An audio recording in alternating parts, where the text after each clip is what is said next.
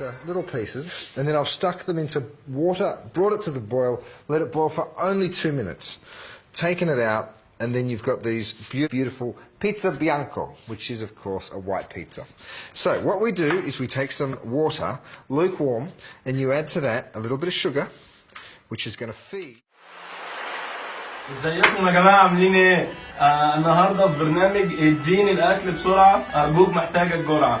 احب اقول لكم انا طبعا بعد معاناه ما كنتش عارف اصور في البيت عندنا، لان زي ما انتم عارفين امك يا لا وايه المطبخ وبتاع، بس جيت لكم هنا في احلى مطبخ في الدنيا، مطبخ عزاب بس جميل يعني.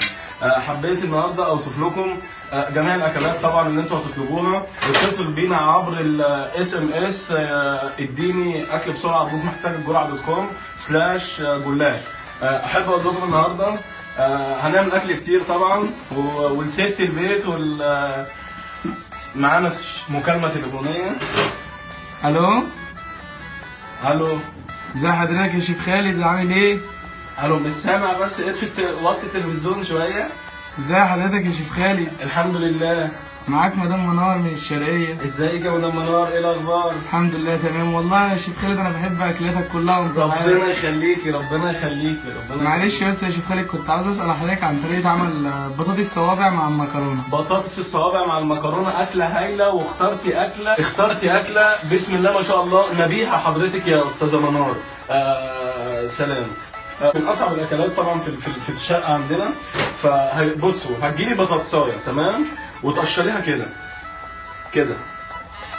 كده لا عشان مش هينفع البطاطسايه تطلع مش اللي في بالك، لازم من هنا كده.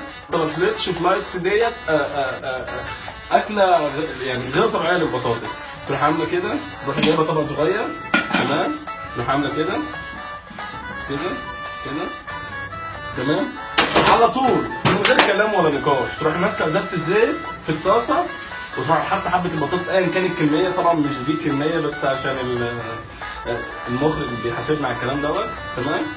طبعا بعد ما عملت لك البطاطس الشهيه بتاعتك، المكرونه مش هينفع نفس الحلقه عشان البطاطس بتاخد مننا وقت، يعني المكرونه تبقى حلقه ثانيه باذن الله. هعمل لك حلقه لوحدها يا استاذ منار. اتشرفت بيكم ويا ريت تكون الاكلات بتاعتي كلها عجبتكم. انتظرونا في الحلقه الثانيه. الشيف خالد دعراش. انا كذاب انا بصار حد عليكم، انا كذاب انا بصار حد عليكم.